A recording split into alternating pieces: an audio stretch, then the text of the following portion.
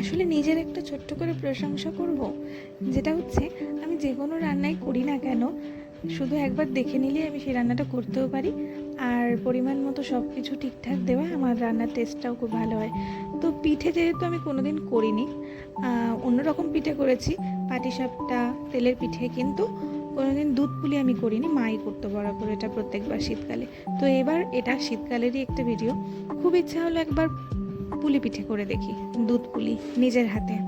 তো সেই মাফিকই প্রথমে ভালোভাবে চালের গুঁড়োটা গরম জলে দিয়ে একটু ভালোভাবে মেখে সেটাকে খানিকক্ষণ ঢেকে রেখে তারপরে দেখলে পুলি বানালাম নারকেলের পুর দিয়ে।